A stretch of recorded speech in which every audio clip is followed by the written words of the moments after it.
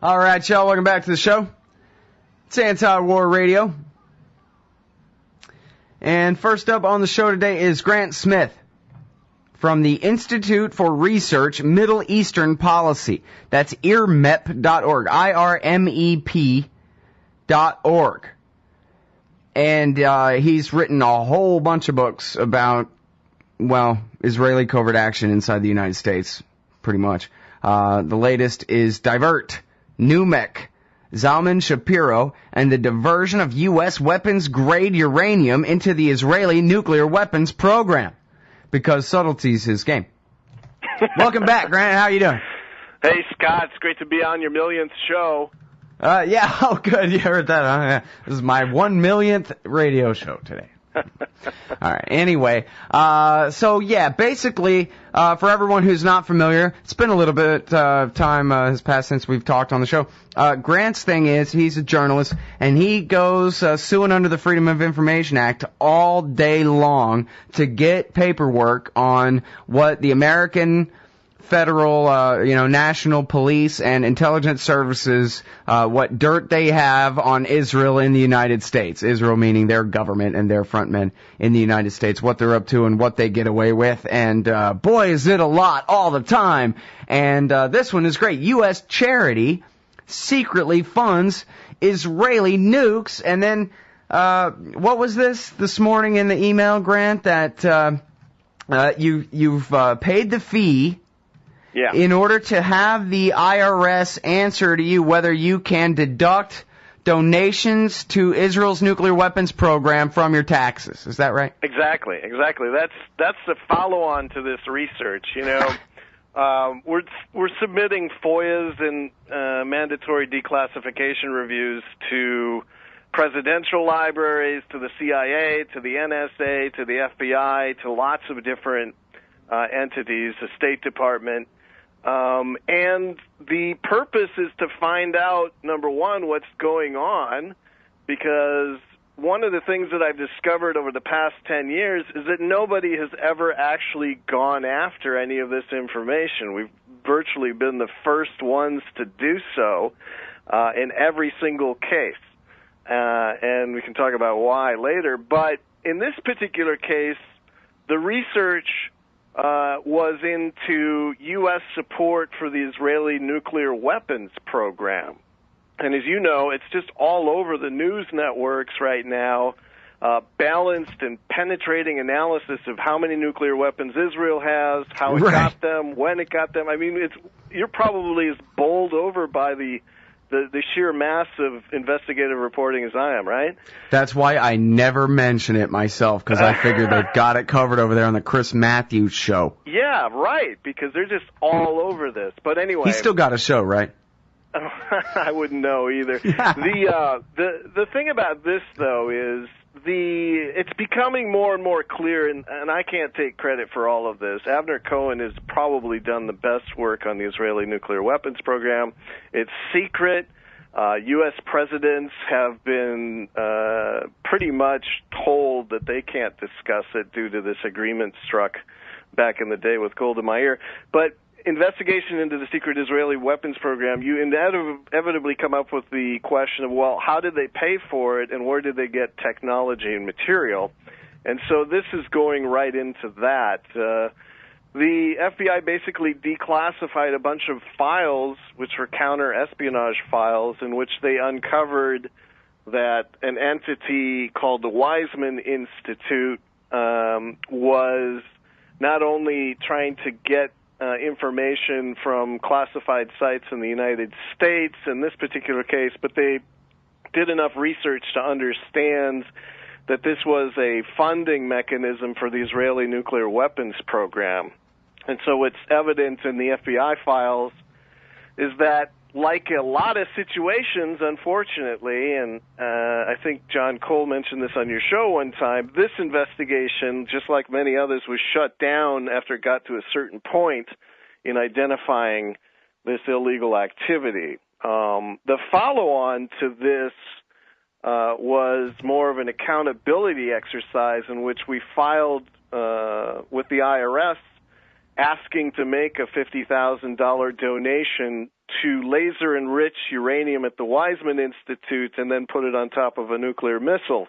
And so we filed a formal request for the IRS to tell us whether that's actually a tax-deductible charitable program to do something like that, and paid them $1,000. And today the IRS agent called back with the answer.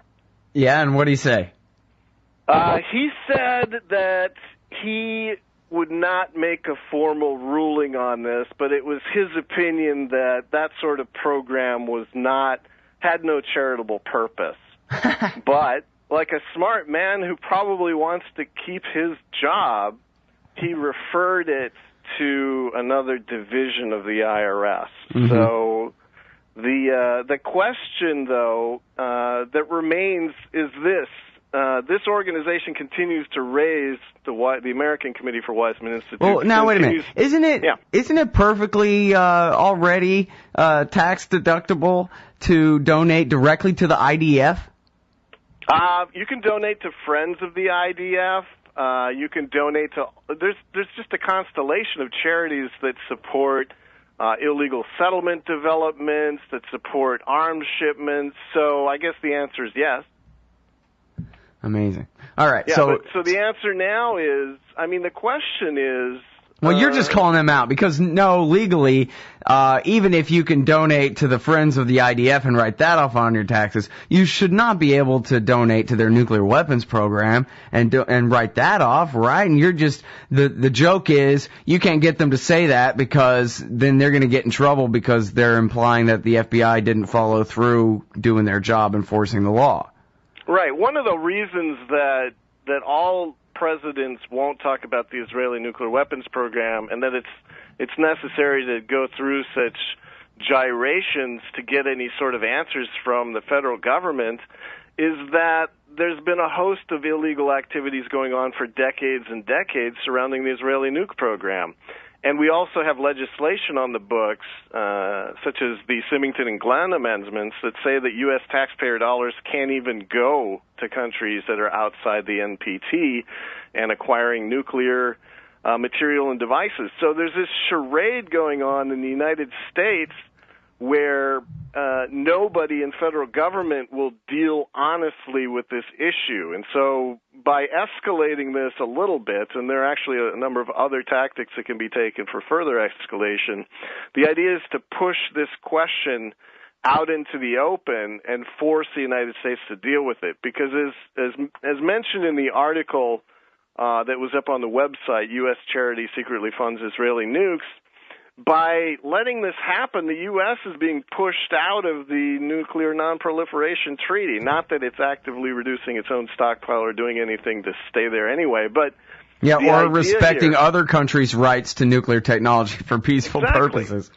Exactly. And so here we are allowing fundraising and technology transfers and even material transfers, which is the point of my last book, to occur.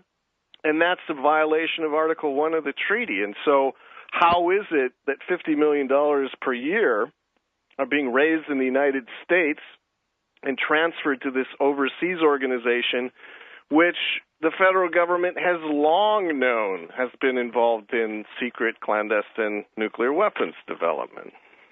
That really is amazing, the kind of things that go on. It's amazing, too, as you kind of alluded to there, about the silence there in the rest of the media. I mean, this is a big deal. And, you think about, like, the exception proving the rule and whatever, when it was Andrea Mitchell, wasn't it, who was given the scoop by AIPAC that they'd been raided by the FBI back the one time the FBI ever raided them. And that was political, too. The fact that one wasn't covered up was a political decision, just as the cover-up of every other one was. All right, hang on just a sec. We'll be right back with Grant F. Smith from earmep.org. All right, y'all, welcome back to the show. It's Anti-War Radio. I'm Scott Horton. Talking with Grant F. Smith from the Institute for Research Middle Eastern Policy, IRMEP.org. And, of course, We run all his articles at antiwar.com. He's got all the documents. He always shows his work. The very first words of this article here, newly declassified FBI files, is hot linked right to them. So that you can check and see if they say what he says they say. Yeah, of course they do. Anyway, that's important. People link to their source material when they can. All right, so now let's see. I forget where we were before the break. I was interrupting you going on about something. Oh, I know what it was. It was that the FBI, whenever they investigate Israeli government covert action on American soil, it never goes anywhere. Or maybe they write up some files for you to FOIA later, but it's so rare that there's ever any real movement. And you look at the one exception, which was the Larry Franklin, Steve Rosen thing. At least my interpretation of that was really kind of a, old establishment within the state pushing back against the neocons kind of a thing right there. And that was, just as political, the fact that they ever raided AIPAC or pretended that they were going to prosecute a couple of their guys at all, that was basically just a stunt, which just goes to prove my real point in the first place, which was that all things being equal, they will never, ever be held to account by the Department of Justice or the judiciary in this country, period. I agree with that. And, in going after these files, there's usually one that's missing, and that's the shutdown order from the Department of Justice. And when we go after those shutdown memos, they usually claim a FOIA exemption, which is no deliberative material will be released. So you see a lot of fairly penetrating investigations that uncover crimes that sometimes get referred to grand juries, but it's almost inevitably the Justice Department that shuts them down. And I think in the case of the Rosen Weissman, Larry Franklin attempted Espionage Act prosecution, I do think there was a factor involved there in that they were going after material which would have allowed them to make a better public case for attacking Iran. And so I think the stakes on that were so high that it triggered kind of a warranted response, at least in terms of raids and actually indicting people. Although, from my point of view, and based on what I've seen, it was clear in that case they should have indicted AIPAC and not just their employees, but that's another matter entirely. Yeah, well, it would have been nice if the judge had allowed them to actually even take the case to trial, but... Yeah, and that's what was going on between the indictments and the Obama administration coming into office and getting people to throw it out was a lot of judicial gymnastics in which the judge was saying things such as, well, you really need to prove the state of mind of Rosen and Weissman to show that they were actually in a mood of intending to commit espionage. And then they're handing the stuff over to the guys from the Israeli embassy, a.k.a. Israeli intelligence. Right, but then they had the head guy from the National Archives come onto their team and say, well, it may be that this stuff shouldn't have been classified in the first place. And that's another thing that inevitably happens. It's just the National Security Council deliberations about what their red line is and what could get them to bomb Iran or not, Well, and that's the thing. There were unlimited resources being lined up, including, as we saw in the court documents, a huge campaign to smear everybody on the prosecutorial side as succumbing to anti-Semitism. So there was this gigantic thing brewing that would have exploded if this thing had actually gone into court. And by shutting it down, they avoided everything. They avoided all the political fallout. No donors would be upset. Nobody would go to jail except for Franklin. And the true culprits, including their home base, the mothership, could go on its merry way, fomenting war on Iran. So, these things are extremely, extremely corrosive. And, you have me explain, at times why there's so much need to focus on these Israel lobbying organizations. And it's not because they're too good at lobbying, and it's not because they're just outmaneuvering everybody based on skill and acumen. It's because there's a huge amount of illegal activity that takes place, whether it's corrupting elections, whether it's stealing classified information, et cetera, that's been well documented. And the problem is none of these things are actually receiving any due process, and there's no accountability. And so that's why we've got such horrible policies. It's because nobody's ever held account for the activities and the power grabs that are behind these that rely on illegal activities. Well, and your work does get coverage from time to time, but it's not like they have you on TV with all this stuff, even though it's all, you would be showing up with a giant grip of documents in your hand, because that's your whole game, is everyone look at these documents. Exactly. It's not photogenic, and neither am I, but the problem is it's not the media coverage, because again, anybody could be doing this. It's really, it's not about me at all. It's about the fact that no other journalists feel at this point in time that they can actually handle any of this information. I mean, I was surprised, though, that Pakistan's biggest English language newspaper, almost within days, was running this because they picked it up from anti-war. I mean, there are people very interested in this, and thank goodness for the Internet to sort of end-run the gatekeepers. But there is a serious problem with establishment media, and we can just they're just not going to cover it unless it's a federal case. No, they're not even going to cover the federal cases. I mean, this whole espionage case only recently came to a conclusion. We're going back to the Rosen-Weissman thing, because there was a defamation suit follow-on, but there was absolutely no coverage of that either. Yeah, that's true. You could read it in the paper, but not see it on TV. You couldn't even read that in the paper. The amount of coverage of what actually happened to shut down sort of the rump case to the espionage case was minimal. It just wasn't there. I don't think it even made it into the Washington Post. Yeah. So, I mean, this is a serious problem. They were the ones really who covered it the best, surprisingly. Who now? The Post, as far as major media staying on top of the Rosen-Weissman story. I mean, they had... Oh, yeah, when it was still an espionage and not a defamation. Right, issue. right, Exactly. yeah. So I just think that, fortunately, I think people are becoming more and more interested in this because they see really, these inexplicable policies, whether it's this gigantic aid package that just took place, almost as secretively to guarantee quantitative military advantages and fund the Israeli anti-missile shield and all of these things. People are becoming more interested in how these things are being crafted behind the scenes, and you see more confidential AIPAC memos coming out on websites and things like that, but you really can't count on establishment coverage of this. Well, here's a quote that blew me away. I didn't realize that you had, written in the words of someone so high level, confirmation of the fact. I mean, I know you already had all the documents with all the facts themselves, but here in this article at antiwar.com, you quote Henry Kissinger saying there is circumstantial evidence that some fissionable material available for Israel's weapons development was illegally obtained from the United States by about 1965.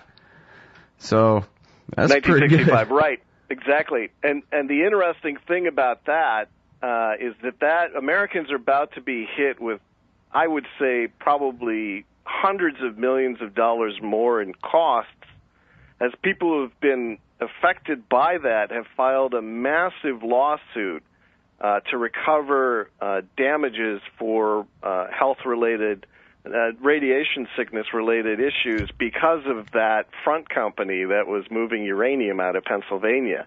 And so, but the fact that Henry Kissinger was there willing and able to accept an award from the Weizmann Institute, which is also the fundraising arm of Israel's nuclear weapons program, says a lot just about how bad government has been on this issue. Yeah, and how bad that guy is on everything. God, it's incredible, isn't it? It is incredible. When I had never seen that connection before, but it explains a lot. Yeah, well, I mean, certainly he would have had access to that information and known But that's just funny. He's going and accepting prizes from them. Anyway. Yeah, exactly. All right, everybody, I'm begging you, go and check out this article. It'll blow you away. It's great. U.S. charity secretly funds Israeli nukes by Grant Smith. It's at antiwar.com and at irmep.org, IRMEP.org. Thanks. Thanks a lot, Scott.